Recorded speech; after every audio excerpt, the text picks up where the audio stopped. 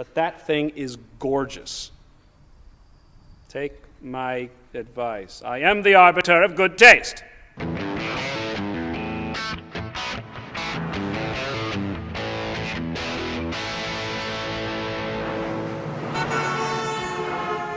We promised you an AMG test, and boy have we ever struck gold. We are at the Mecca in Affalterbach, the headquarters for Mercedes, Aufrecht, Merker, Großasbach. And we are here for an extremely special car. What you see here, the edition 507 of the C63 AMG. 373 kilowatt, 507 PS, 500 bhp at 6,800 RPM. It is 0.3 of a second quicker to 60 miles per hour or 100 km than the standard C63. 40 kilograms, about 85 pounds less. It's pretty nice. And when we're talking about torque, 610 newton meters or 451 pound-feet. On this dimension of car, that is so much of plenty. We're going to have a very good time and burnouts shall occur. Hello. These have already gone on delivery in saloon, sedan, coupe, estate, touring, T-model versions all over Europe. In the United States, only in sedan and coupe. And the prices for this full station touring T-model, more or less 84,000 euro, 68,160 pounds sterling, and in the US, if it went there, it'd be about 71,000 US dollars.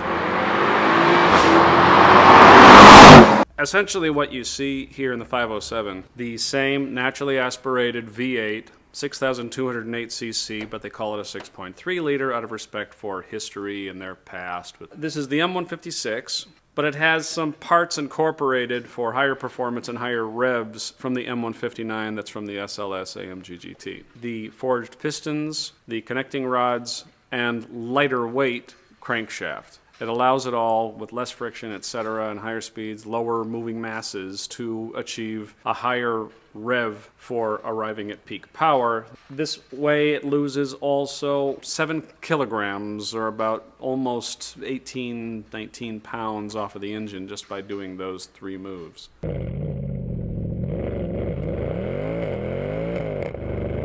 There's nobody here today. That's the problem. We usually do interviews with experts, and we had people in mind and all that, but then it turned out that today, Thursday, it's a holiday.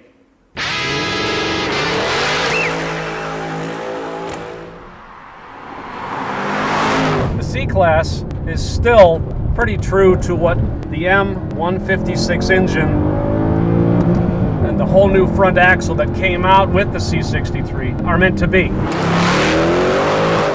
It doesn't take much to cause oversteer. On this press car, there is, of course, the sport differential, which, my one gripe, it's optional.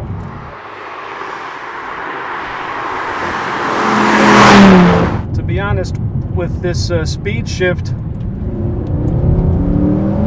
7G MCT Mercedes transmission, whether you're in manual or whether you're in Sport Plus, doesn't much matter. In fact, a lot of times Sport Plus is just plain better to just leave it sort of automated, unfortunately, because with this wonderful Alcantara coated wheel that is standard with the 507, with the added horsepower and the sort of more uppity chassis settings and engine rev mapping, all that good stuff, it'd be nice to use the manual pedals and feel like you had an advantage. You don't.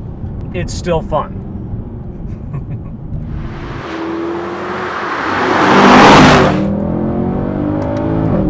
And though inside sometimes you're not hearing that AMG Sport exhaust, outside, trust me, you're hearing it. It's huge. We're out here in the middle of nowhere, and I find a rolling burnout in Sport Plus is just about the bee's knees on this car. So, feel that? Feel that?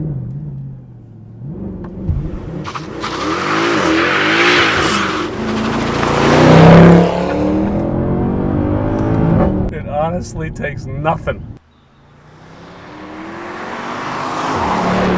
And when Mercedes AMG played with the front axle in the midlife of this car, they worked miracles, because before it was pushing through turns, this thing now, in many comparisons, and I personally agree, this is slightly better now than anything the BMW M3 can offer up.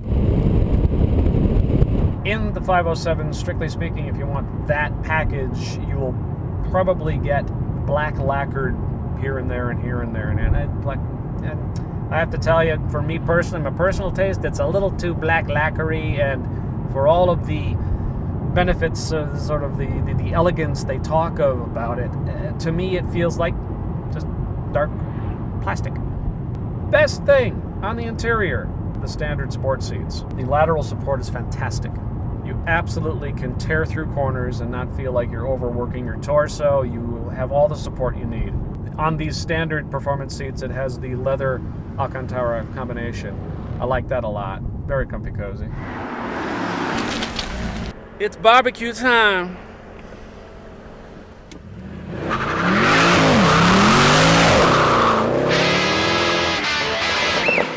Hey, as you can plainly see, it's raining cats and dogs outside a bit. It was supposed to rain yesterday on day 1.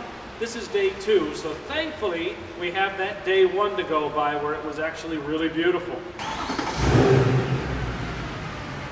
You realize that the C-Class, the C63 AMG grouping of high-performance cars, they're not taking the newest strategy employed by Mercedes. They don't yet have the 4MATIC. The next generation will, there's no question. This M156 engine with the M159 mods and all that, it doth consume the fuel.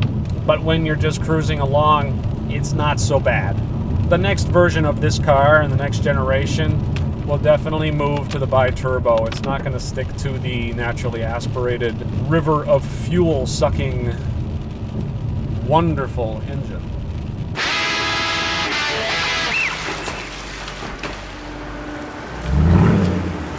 It's a hell of a car. It's a really unique experience, and I have to say, in the context of Mercedes-Benz performance, it's a fitting send-off for what has been a really successful generation of C-Class. Next trip, that's going to be in the UK. It's going to be off-road, there's going to be on-road. It's with Land Rover for the Range Rover Sport. It's going to be a bag of fun. Check it out. Let's have some fun with Land Rover. Bye.